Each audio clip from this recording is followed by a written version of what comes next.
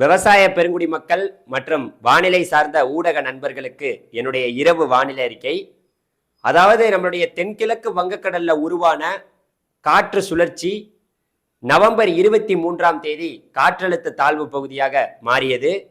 November 24ஆம் தேதி ஆழ்ந்த காற்றழுத்த தாழ்வு பகுதியாக மாறியது. நவம்பர் 25ஆம் தேதி இன்று காற்றழுத்த தாழ்வு மண்டலமாக மாறியுள்ளது.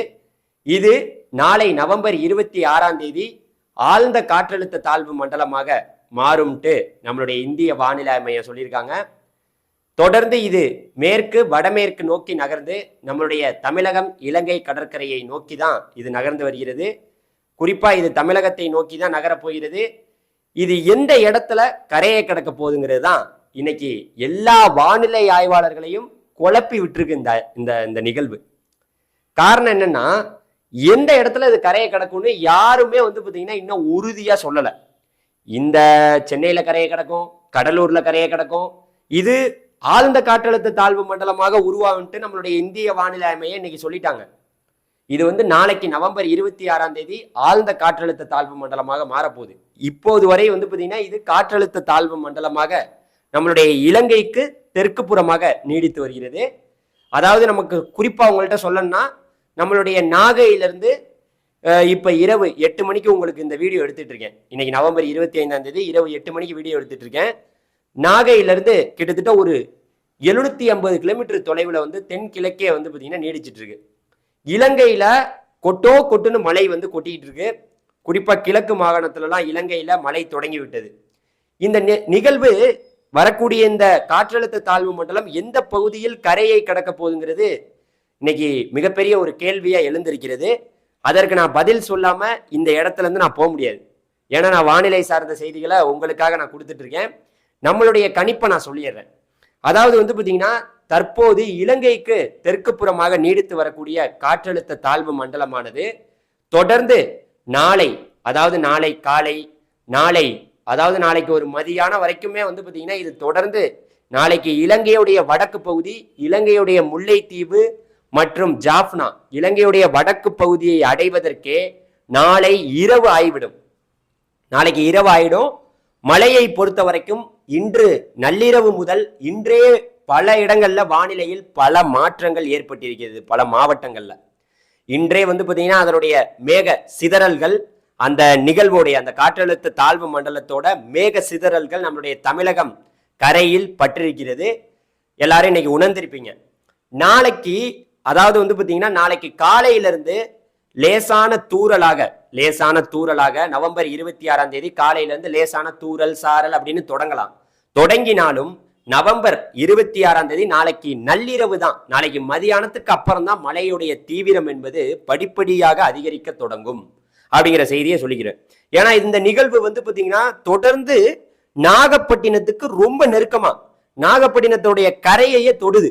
நம்மளுடைய கோடியக்கரை இருக்குல்ல, கோடியக்கரையுடைய அந்த கோடியக்கரை முனையை தொட்டு பிறகு மறுபடியும் பார்த்தீங்கன்னா கிழக்கு நோக்கி வங்கக்கடல் பக்கம் போய் மறுபடியும் திரும்பி ஒரு யூட்டன் போட்டு மறுபடியும் சென்னை பக்கம் வருது. அதுதான் பிண்டி. அதாவது நம்ம வானிலை படங்கள் காட்டக்கூடிய செய்தி சொல்லணும். அதாவது இங்க 2 மாடலை நம்ம பார்ப்போம். ஒன்னு ஐரோப்பிய மாடல், இன்னொன்னு நம்மளுடைய அமெரிக்கா மாடல். அமெரிக்கா மாடலை பார்த்தோம்னா அது எங்கேயும் இந்த தமிழ்நாட்டுக்கே வராதது போல இலங்கையில ஒரு மோது, நம்மளுடைய நாகப்பட்டினத்துல ஒரு மோதி திரும்பி அது பார்த்தீங்கன்னா ஏதோ அந்த பக்கம் வங்காதேசத்துக்கு போற மாதிரி காமிக்குது. ஆனா நம்ம சொல்றது என்னன்னா, இந்த நிகழ்வு ஆழ்ந்த காற்றழுத்த தாழ்வு மண்டலம் வரைக்கும் உருவான்ட்டு இந்திய வானிலை மையம் சொல்லிட்டாங்க.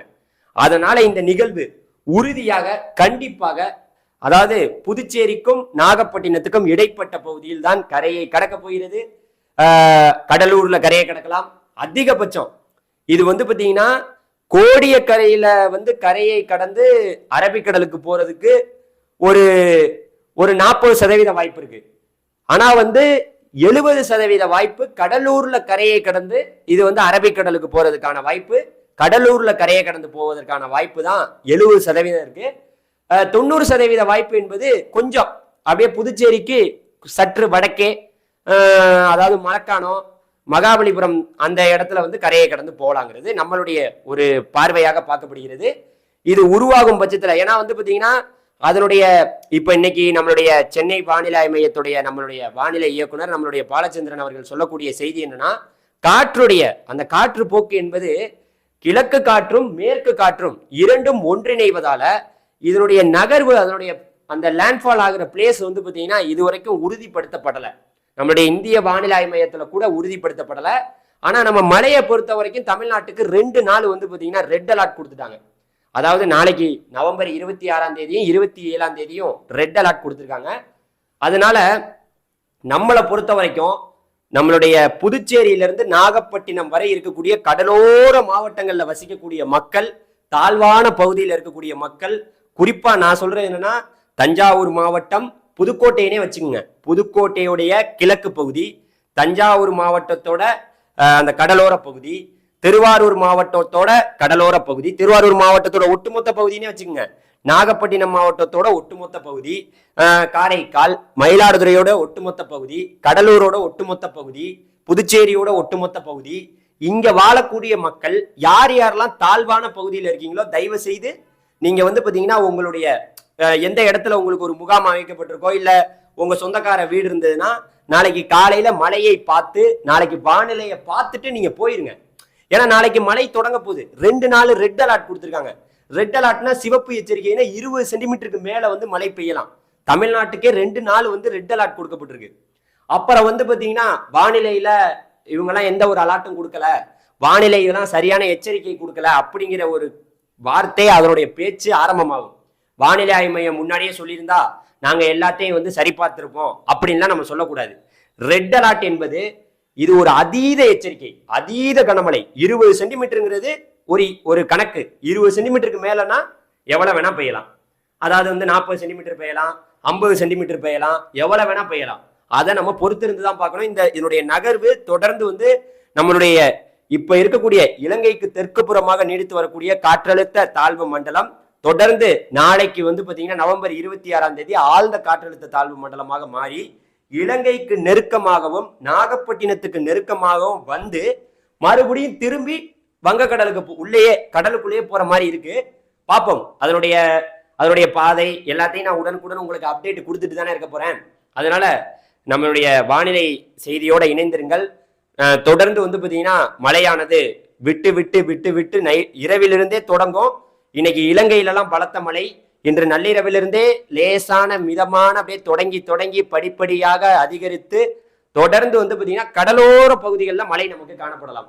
இந்த நிகழ்வு மேற்கேயே பயணிச்சுன்னு வச்சுங்களேன், வரக்கூடிய நிகழ்வு நாகப்பட்டினத்துல கரையை தொட்டு அப்படியே வந்து பாத்தீங்கன்னா தஞ்சாவூர், திருச்சி, அப்படியே வந்து பாத்தீங்கன்னா நம்மளுடைய மேற்கு புறமாக அப்படியே பாலக்காடு வழியா அந்த வழியா நேரா போயிடுச்சுன்னு வச்சுங்க.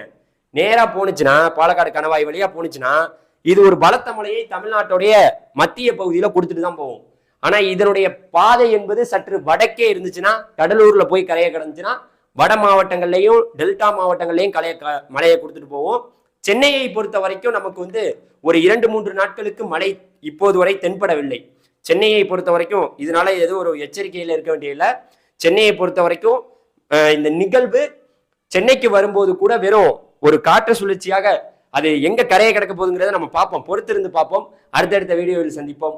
நன்றி, வணக்கம். அடுத்த வீடியோவில் பார்க்கலாம். நன்றி, தேங்க்யூ.